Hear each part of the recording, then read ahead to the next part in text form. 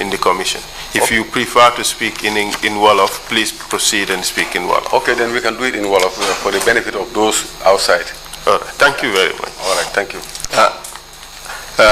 After Kaur Primary School, okay, yeah, I am being asked to allow for a minute for the interpreters to switch booths. And thank you very much for indulging us, Mr. Ture. Thank you. Yeah.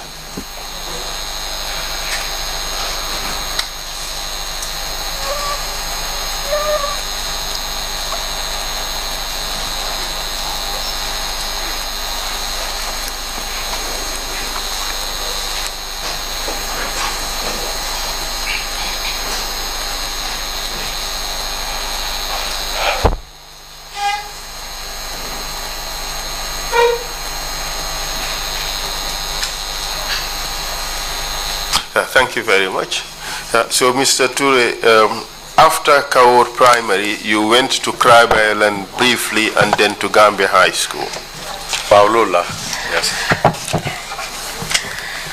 You have to wait for the interpretation in English, from English to Wolof. All right. And thereafter, you went to work for the Madis, for Mazda. Gannaaw boobu nga bàyyi ko fa dem di liggéeyal Madis Mazda. Mazda, excuse me, Mazda, right? Mazda garage, yes. Mazda garage, okay. Yes. And you trained in hotel management in the United Kingdom and worked in one of their hotels, correct? Te yaa ngi jàngee ci réewi Angleterre hotel management ba liggéey foofu ci benn ci seen hôtel yi. No, he returned to Gambia and worked for one of the hotels belonging to Mazda Garage, Palm Grove for that matter. Ba nga dellu si waatee nag nga liggéey ci hôtel bu ñoo wax Palm Grove. Wow, dëgg la. That's true.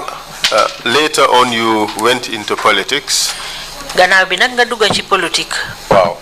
Yes. You are a founding member of the UDP. Yow bokk nga ci ñi sos parti bi ñoo wax UDP. Wow, in 1996. Wow. Yes, in 1996. And that is after you had really participated in several elections as an independent candidate and also as a member of GPP. Wow. Loolu fekk na nag nga bokk ci ay élection yu bari yoo xam ne nekk nga ci independent gannaaw bi nga nekk ci parti GDP. Wow, because my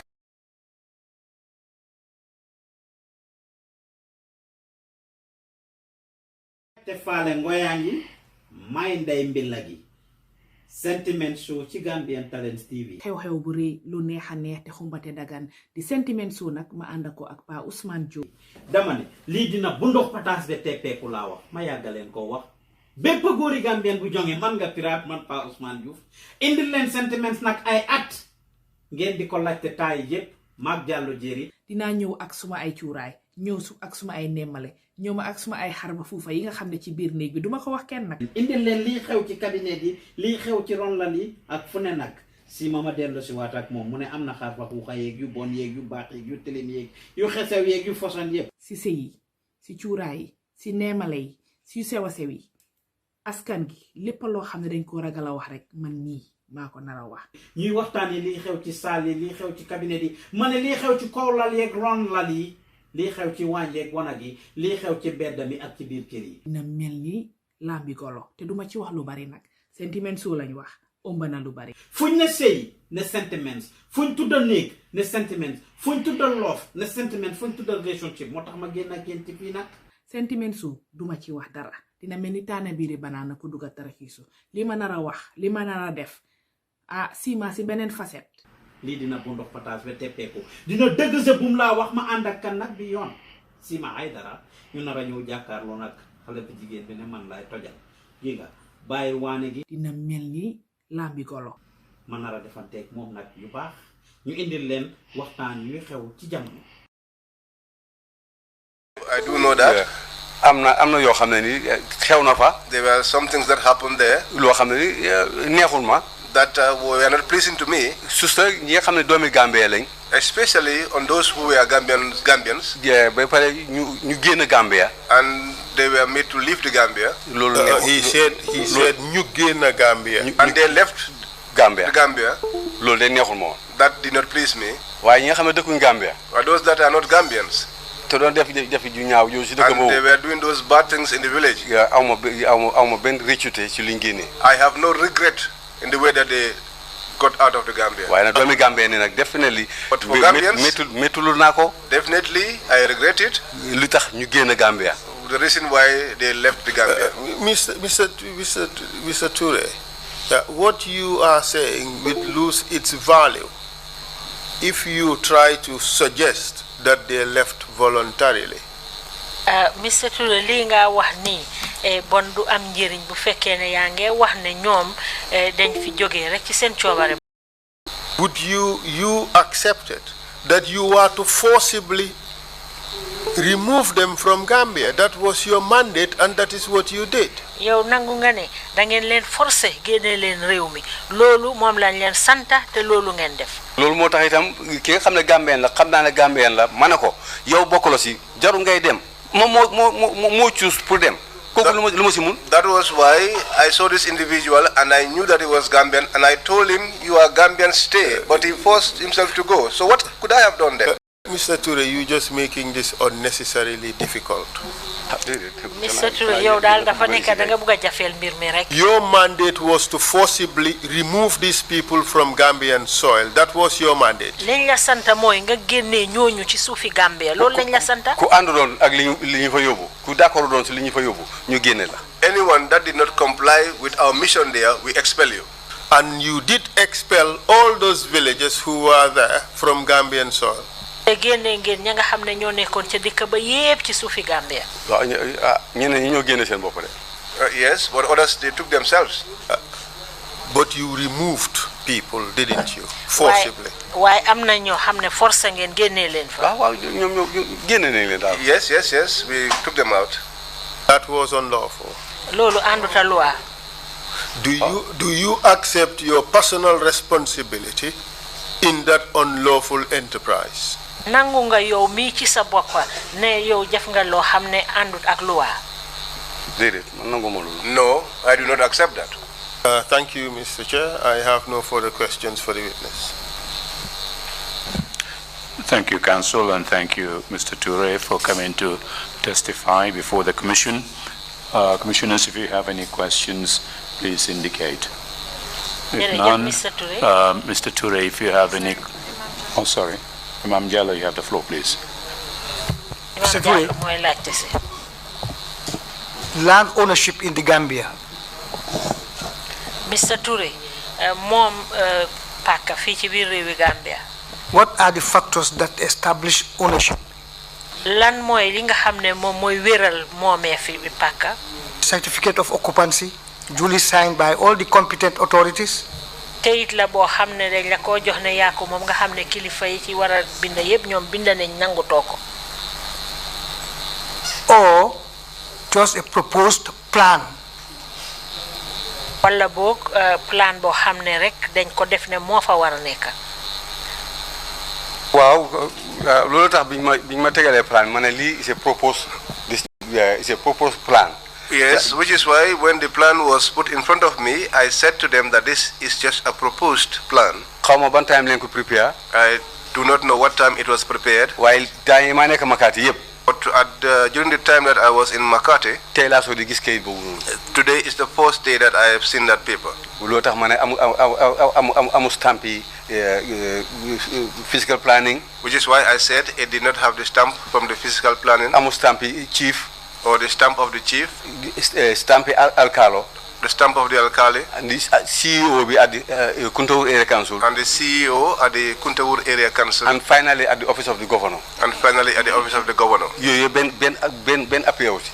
None of those appeared on it. So loolu tax ma ne lii man day gis naa ne kayit la rek te loolu ku nekk mën na ko def loolu tax ma joxe firnde mi ne mun ngaa am sa place bu yaatu nga dem ko séddale sa doom yi nga dem ñu dama kéetal la ko loolu sa alal la. Which is why for me it is just a paper, and I give an example here that you could have a large plot of land and demarcate it into bits and distribute it amongst your children. Why 75% of those plots yi nekk ci fële amuñ tur. But 75% of all the houses that are on that document are not under anyone's name.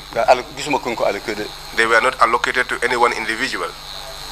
second question is, the mosque that was built, suma laajte bi mooy juma jooju ñu sampa the person who built it was with the intention for people to go and do regular prayers there. kako sampa ba am ko sampa jubluwaay bi mooy woon nit ñi di fa dem di fa jullee.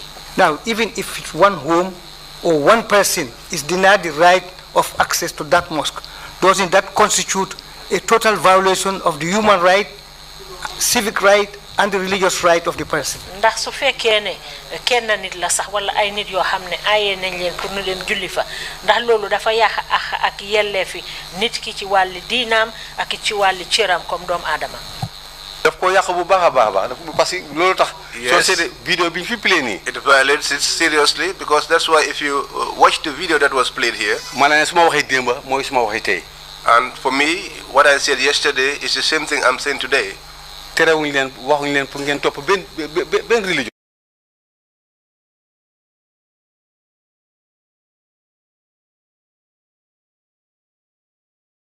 We have not asked you to follow any one particular religion. waxuñ leen ngeen bàyyi ci li ngeen nekk. We have not asked you to stop worshipping where you are. waaye ki tabax juma. But the one that built the mosque, te juma ji moom la nit ñëpp xam area boobu moo fa njëkk a nekk juma. and that mosque is the one that people know. It was the first mosque in all of that area. pour lan juma boo ko tabax pour jullee tax. Why would you build a mosque? You build a mosque because of prayer. ah waaye yéen ngeen tëj juma ji. But you lock up the mosque. ah nga ne yow am nga raay pour def loola jaamu loola neex waaye ki amul raay kii te amul raay pour ñëw juma. You say you have a right to do what pleases you, but the other person does not have a right to come into the mosque. ah loolu moo isi coow li de. That was what brought the disagreement. amut kenn waxul leen ne bu leen def li ngeen war a def kenn waxul ne bu leen jaamu li ngeen war a jaamu. noonu jumaa ji daal dañ ko war a ubbi nañ ko ubbi kii defaru jumaa bi jumaa yi baayam la du sa yow du sa jumaa yi baay. wax naa ko ne ma ne ko doom sët balaa moo toog doom yi dañ jeex. I said to them, the mosque was built for prayers, and a grandchild, before you should take over, it will be a situation wherein the sons are no more in existence. Thank you.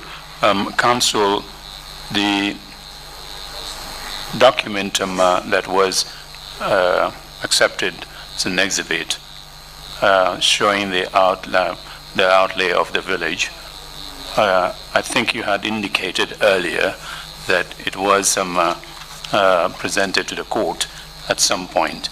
Can you clarify this point? There seems to be some confusion about it, please. Yes, Mr. Chair. In fact, that's the reason why I asked for the floor.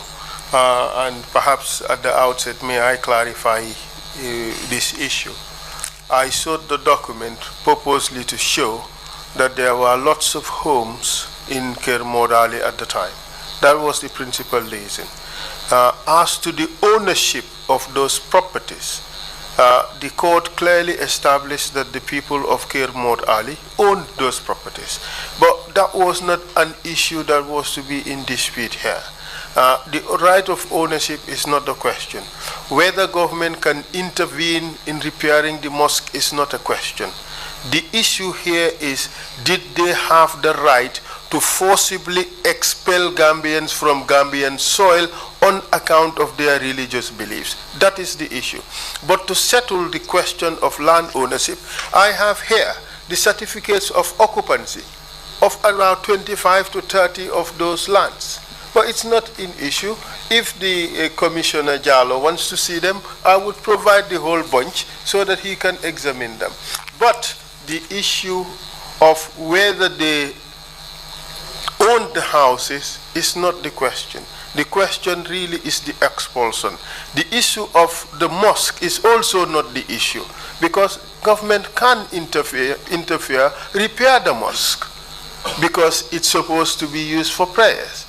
But that does not give government the right to expel Gambians. That is the question. It's solely centered around the expulsion of Gambians on account of their religion. But I'll share the certificates of occupancy for viewing of the Honorable Commissioner, Mr. Jallo, but just to flag that really that was not the point. Thank you. Well, if this were tendered before this commission earlier, I wouldn't have even asked this question. Yeah, because it's not for me, it's for the chairman. Because, Uncle, it wasn't deemed necessary. Okay. Because it was not an issue. The issue was the forcible expulsion. And I hope that is taken on board. Thank you, Mr. Jallo, for raising that. Thank you for that clarification. If there are no further questions, Mr. Trrc, if you have any closing remarks to make, please proceed to do so now. Wow, jërëjëf Jeff, kontaan naa trop. Thank you. I am pleased. Because lii rek laa bëggoon. This was what I had always wanted. am na ci gannaaw am na benn jigéen bu fi ñëwoon. There was one woman who came here. ne wane ne man maa authorized pour ñu arrest ko. And said, Mr. Chair, perhaps may I ask Mr. Trrc to leave that issue for the time being. We can come back to that at some other time. Okay, all right. For now, if you could address... No. Yeah. Thank you very much.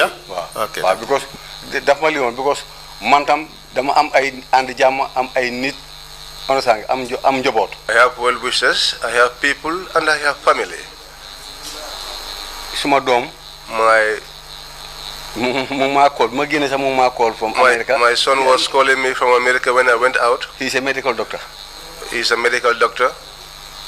Pour wan la rek xam nga how concerned suñu déggee ne ñu ngi wax seen nit dara te amuloo di lii toog pour toog ñëw toog wax yow tam sa side of the story. Definitely, loolu dafa leen jaaxal. This just shows you how it is like to hear things being said against someone that is close to you, and you are not being able to be present there to also express your own side of the story. Why tey ñoom ñëpp kontaan nañ because di am nga ñu ngi maa seen messages am nga ne definitely ñoom lii leen bëggoon a dégg. But today, all of them are happy. They are sending me messages saying that definitely this is what they wanted to hear. Because dégg nañ ma man tam wax naa ma des na ci commission bi ak nit ñi ñu àtte. They heard me, and the commissioner has heard me also. The people have heard. It is left to the people also to make their own conclusion. So maa ngi gërëm commission bi si loolu. So I am thanking the commission for that. Si loolu passé nag. That aside. Comme li ma wax rek. Just as I said. Gambians yi nga xam ne day génne nañ ci seen coobare ak wala seen ñàkk a coobare. Gambians that were expelled or who went out of their own volition. Boobu day definitely awma si lu ma neex. That one definitely there is nothing that is pleasing to me. waaye ñeneen ñi nag ñi nga xam ne duñu Gambien te doon def ñaaw yoon ci réew mi boobu amoo ci benn réccute. But the others who are non-Gambians and who were doing those bad things, I have no regret at all. waaye Gambians nag maa ngi leen a jégalu. As for the Gambians, I apologize to them. waaye joxoon naa leen bunte itam pour ñu toog. But I created a forum for them for us to sit. waaye because of ñoom ni doon dëkkee foofu noonu. dafa naqari trop pour nga toog fa noonu nekk am kër ba pare yow doo tooga doo liggéey doo def dara sa añ mu ngi la faa fekka sa reer mu ngi la faa fekka sa everything mu ngi la faa fekka. But the way they were loolu ku ko am doo ko bàyyee noonu di. But the way they were living also was not easy. Just to sit down there and have your lunch and dinner all in one place. Nobody will live that if they had that. So waaye maa ngi leen a gërëm na di leen sant. But I thank you all. ci liggéey bu baax bi ngeen def nii. For the great work that you are doing. di jégalu nag su fekkee ni itam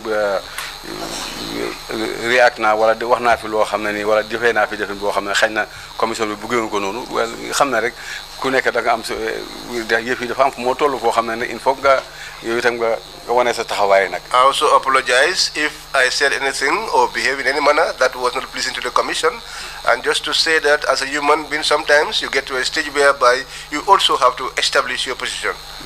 Jërëjëf. Thank you very much. Thank you very much. Thank you very much indeed, Mr. Trrc, for your testimony.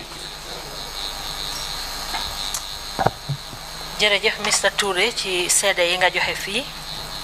We will now take a 1-hour lunch break and resume our proceedings as the 2:45 léegi nag ñu dal di noppale ko tuuti dal di dellu si waat ñetti waxtu bu desee fukki minute ak juróom. Thank you all, and the meeting is adjourned.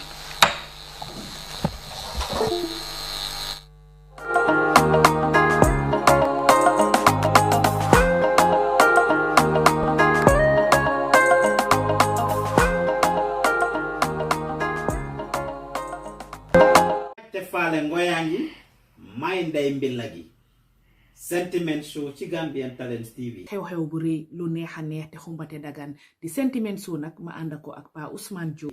dama ne lii dina bu ndox pataas de teppeeku laa wax ma yàggaleen koo wax bépp góori Gambien bu jonge man nga pirate man Pa Ousmane Diouf indil leen sentiments nag ay at ngeen di ko laajte taay yépp maag jàllo jéeri dinaa ñëw ak suma ay cuuraay ñëw ak suma ay nemmale ñëw ma ak suma ay xarba fuufa yi nga xam ne ci biir néeg bi duma ko wax kenn nag. indil leen lii xew ci cabinet yi lii xew ci ronlal yi ak fu ne nag si ma dellu si waat ak moom mu ne am na xarba fuufa yeeg yu bon yeeg yu baax yeeg yu tilim yeeg yu xesew yeeg yu foson yépp si sëy yi si cuuraay yi si neemale yi si yu sew a sew yi askan gi lépp loo xam ne dañ ko ragal a wax rek man nii maa ko nar a wax. ñuy waxtaan yi lii xew ci saal yi lii xew ci cabinet yi ma ne lii xew ci kaw lal yeeg ron lal yi lii xew ci waañ yeeg wanag yi lii xew ci bedd mi ak ci biir kër yi. dina mel ni lambi golo te duma ci wax lu bari nag Sentiment Show lañ wax ëmb na lu bari. fuñ ne sëy ne sentiments fuñ tuddal néeg ne sentiments fuñ tuddal loof ne sentiments fuñ tuddal relationship moo tax ma génn ak yéen ci fii nag. Sentiment Show duma ci wax dara dina mel ni taana biiri banaana ko dugat li ma nar a wax li ma nar a def sima si beneen facette. lii dina bu ndox pataas ba teppeeku dina dëgg sa bum laa wax ma ànd ak kan nag bi yoon sima ay dara ñu nar a ñëw jàkkaarloo nag xale bu jigéen bi ne man lay tojal gi nga bàyyi waane gi dina mel ni lambi golo ma nar a defanteeg moom nag yu baax ñu indil leen waxtaan yu xew ci jamono. Yes, ñu ngi fi amee ay coffee mugs dañoo defar coffee mugs of all types so la amee seen business yi ngeen bëgg a defar coffee mugs mbete yi